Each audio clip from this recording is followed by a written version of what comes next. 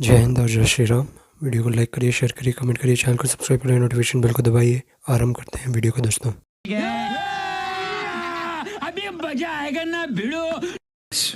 Please, Rahul, allow me because I'm just joining a bit late and I apologize for that. Please allow, please request, I will request Kamru to hold on his thoughts. I was not interrupting him. I will re-begin it. Rahul, my charge is very serious and it's a very responsible charge. The Congress party does not believe in the constitution of India. It wants to convert Indian democracy into an Islamic republic from the back door, and I will prove it here forward. Point number one, the proposal of the Ulema Council was and is that it wants to get Muslim reservation. It wants to prefer Muslim community in the police force and in the police rank. This is not what a constitutional democracy can allow. This is what happens in Islamic Republic, where religious-based appointment happens to the police force. Point number one. Point number two, religious-based reservation is anti-constitutional, and even in that, only for the Muslim community, only happens in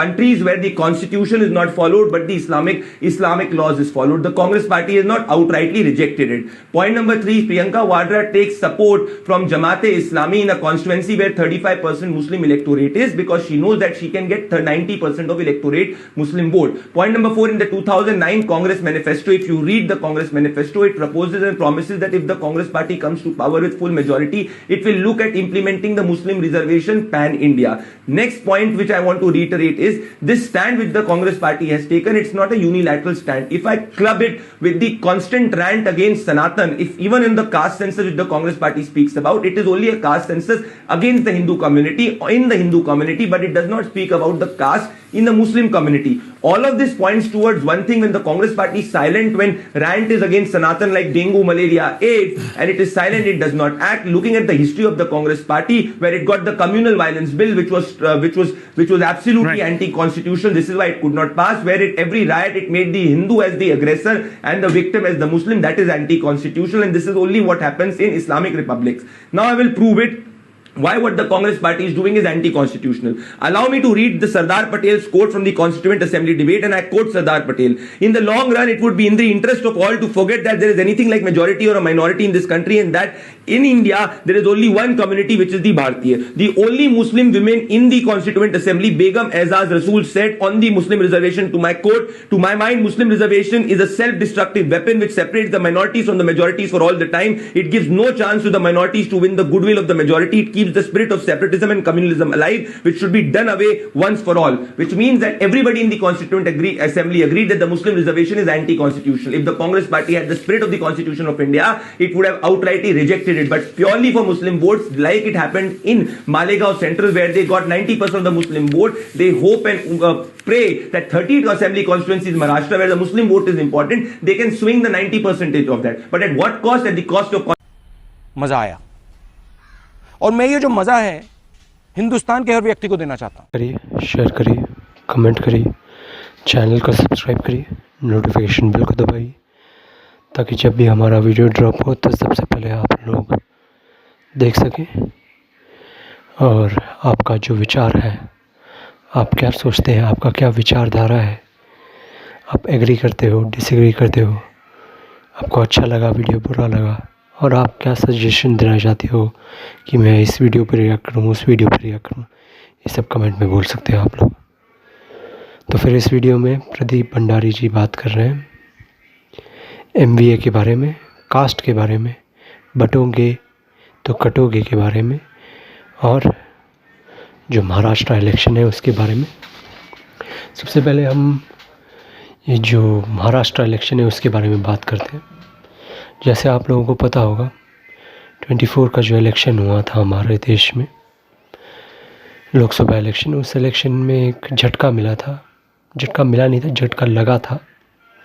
हमारी जो हिंदुत्ववादी party, so called हिंदुत्ववादी party, जो अभी जाके Hindutva party बनने की कोशिश कर रही है, पहले 24 के लोकसभा इलेक्शन के टाइम में वो एक विकासवादी पार्टी बन रही थी।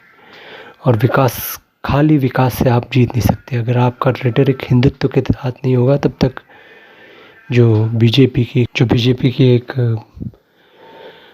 हिंदुत्ववादी छवि थी वो पूरी तरह धूमिल हो गई थी। क्योंकि देखिए, विकास से आप एक हद तक ही वोटर को प्रभावित कर सकते हैं। जो आपके कोर वोटर है, जो आपके स्टार्टिंग के जो आपके वोटर हैं, जो वोटर आपको हर टाइम वोट करते हैं, वो वोटरों को ही लगने लगा कि आप अपने जो आदर्शों से परे निकल रहे हो। आपको उस आदर्शों को अबैंडन करने में एक मज़ा आ रहा है, ये लगने लगा लोगों को। क्योंकि बीजेपी की जो लीडरशिप थी, उन्होंने मुसलमानों को लाभान्वित करने के लिए बहुत सारे जो ये नारे बनाए थे, सबका साथ, सबका विकास, सबका विश्वास, सबका प्रयास, सबका ये, सबका वो, तृप्तिकरण, संतुष्टिकरण, ये सब जो मुसलमानों को एक वोट बैंक लेके अपने तरफ खींचने की कोशिश की थी बीजेपी ने, पर वो सफल नहीं हुआ। क्यों सफल नहीं हुआ? क्योंकि उनका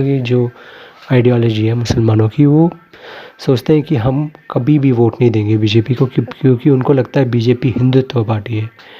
पर बीजेपी हिंदुत्व पार्टी नहीं है। आप लोगों को पता है, जैसे 24 इलेक्शन में तो बोलता हूँ हिंदुत्व पार्टी नहीं थी, क्योंकि उनकी जो पॉलिसी थी वो हिंदुत्व के विपरीत थी, वो हिंदुत्व के साथ नहीं थी। अगर हिंदुत्व के साथ होती तो उसी इलेक्शन में, लोकसभा इलेक्शन में, बीजेपी की जो लीडरशिप है वो बोल देते कि हम वक्फ बोर्ड को खारिज कर देंगे, पूरी तरह डस्टबिन में फेंक देंगे, प्लेसेस ऑफ वर्शिप एक्ट के ऊपर बोलते हैं, और भी बहुत सारे जो हिंदुत्व टॉकिंग पॉइंट्स हैं उसके ऊपर बोलते हैं। तो फिर ये जो बेस था बीजेपी का, जो घर में बैठ गया। बहुत सारे लोग तो इसलिए भी बैठ गए क्योंकि उनको लग रहा था 400 पार हो ही रहा है।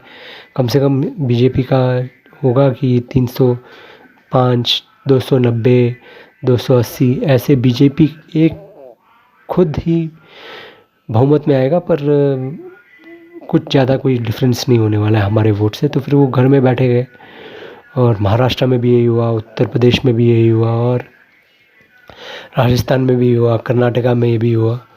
जो बीजेपी के वोटर हैं वो बैठ गए, और बहुत सारे लोगों ने एक जो फेक एजेंडा था कांग्रेस का कि कास्ट के ऊपर खेलेंगे, उस कास्ट के ऊपर खेलने के वजह से बीजेपी बहुत बुरी तरह अपने जो एक वोट बेस था इनका कास्ट वाला, जो कास्ट पे ही वोट करते थे, पर 19 और 14 में वो कास्ट को छोड़ के वोट किए।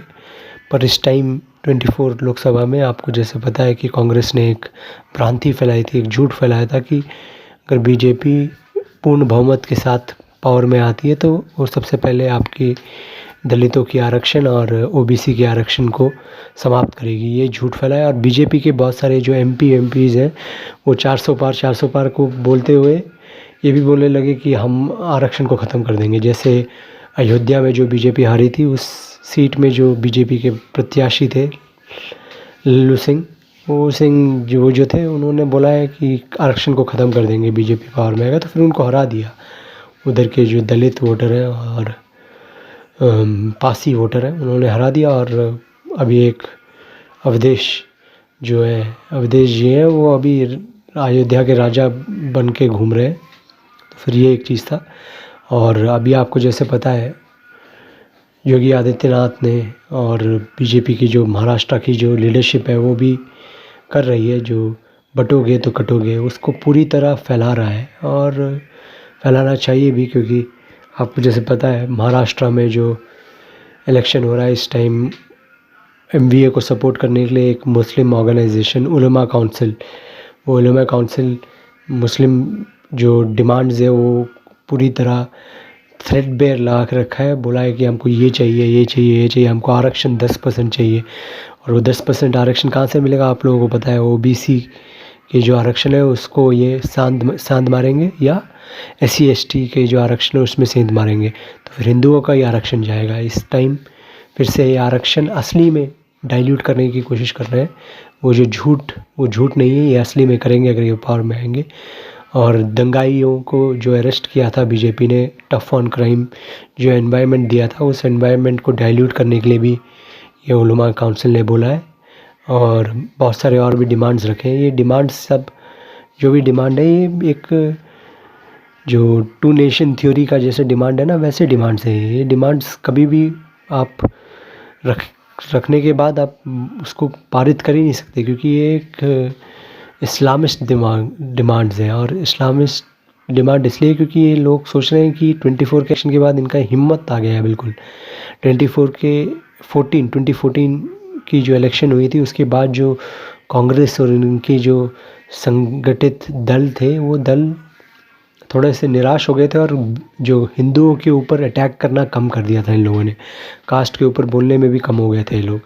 इन लोगों को लगा था कि हिंदुत्व अभी बहुत ऊपर चल रहा है तो फिर हम इनको अटैक नहीं करेंगे। पर ये 24 के इलेक्शन के बाद इनकी जो हिम्मत आई है ना, इनको जो एक बूस्टर डोज मिला है ना, जो वैक्सीन में बूस्टर डोज मिलता है वैसे ही बूस्टर डोज मिला है ना, तो फिर इनको लग रहा है कि ये कुछ भी बोल सकते हैं। टेलीविज़न चैनल में आके इनकी जो प्रवक्ता लोग हैं वो मुसलमान प्रवक्ता लोग हैं, जैसे समाजवादी पार्टी और MVA के, वो हिंदुओं को बांटने की पूरी कोशिश कर रहे हैं। और इसीलिए ही हमारे योगी आदित्यनाथ जी ने बोला है बटोगे तो कटोगे, और बटोगे तो कटोगे यही है।